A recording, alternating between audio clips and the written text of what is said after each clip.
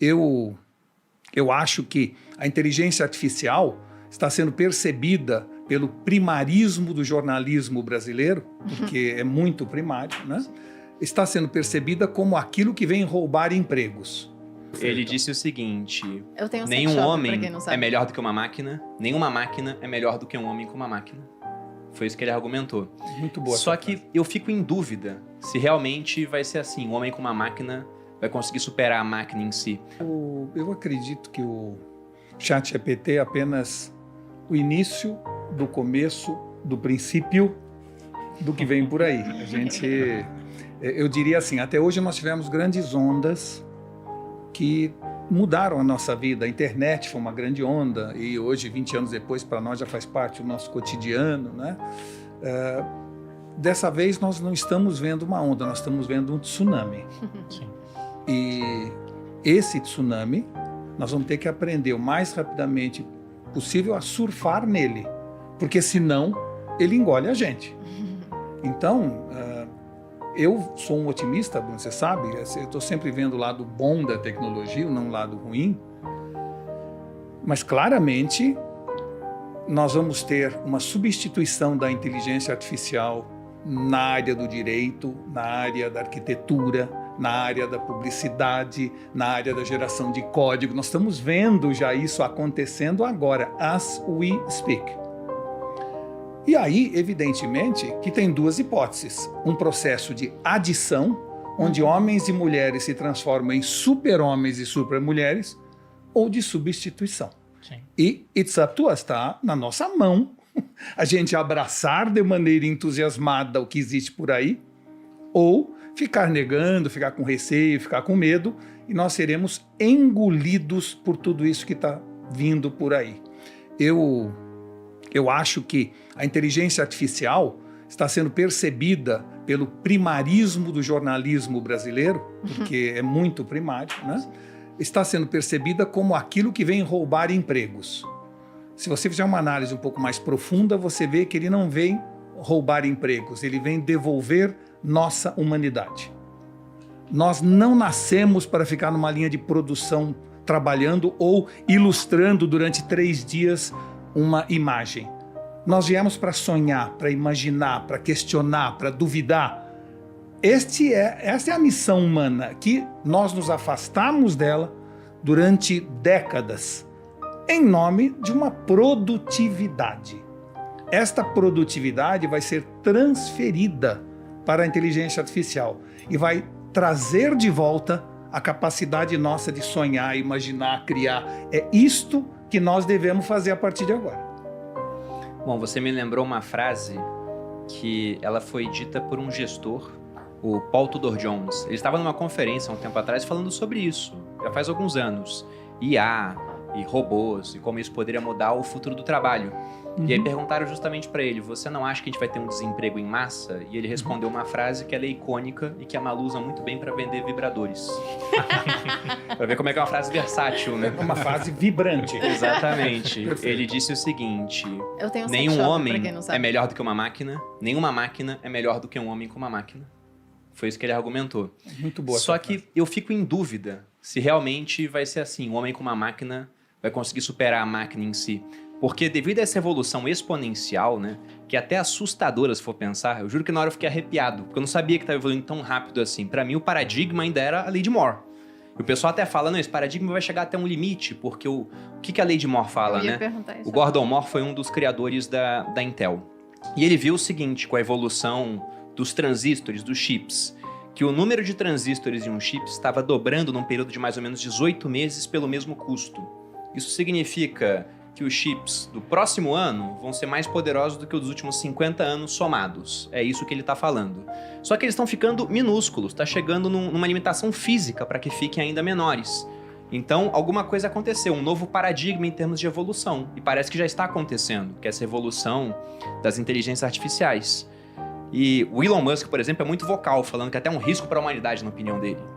E eu li um livro chamado Superinteligência uma vez, que eu comprei pelo motivo errado. Eu comprei porque eu achei que ele iria me ensinar a ser mais inteligente. E ele não falava disso. Ele falava, era um filósofo sueco, Nick Bostrom, sobre como uma hora surgiria uma superinteligência e que o marco seria quando essa superinteligência fosse capaz de fazer qualquer coisa, né? Por exemplo, criar outros programas melhor do que o melhor homem é capaz de fazer.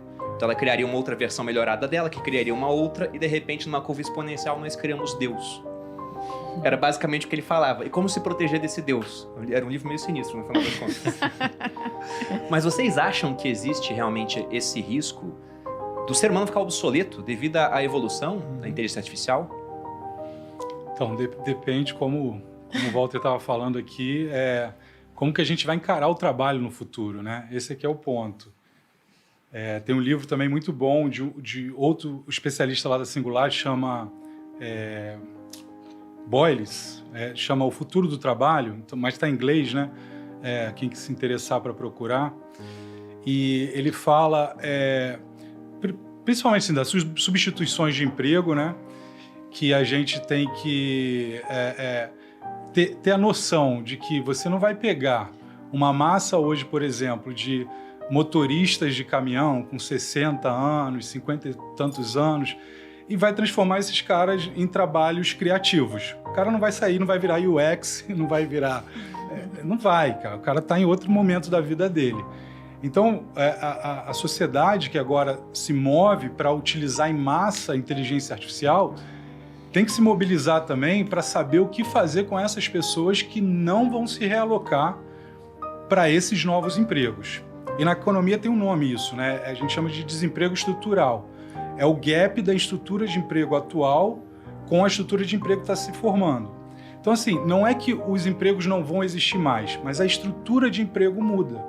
E aí a gente tem que conseguir, através de políticas públicas, de capacitação para quem quer se recapacitar, conseguir fazer essa ponte de transição para esses empregos do futuro. Agora, um outro dado também que é super importante, que eu acho que nessas discussões as pessoas às vezes esquecem, é que se você olhar vários estudos científicos que comparam o crescimento econômico de países desenvolvidos, que são países que têm um nível de automatização muito elevado, esses países têm menos desemprego do que os países com menos automatização. Uhum. Então, assim, é uma coisa que a gente tem que... parece um contrassenso, que quanto mais emprego a gente automatiza, parece que a gente está tirando emprego, mas a gente está criando muitos outros, que no longo prazo faz com que esses países, que são países, até que está no livro, aliás, deixa eu deixar aqui contigo logo, o livro Economia Exponencial, tem um gráfico que mostra isso aí,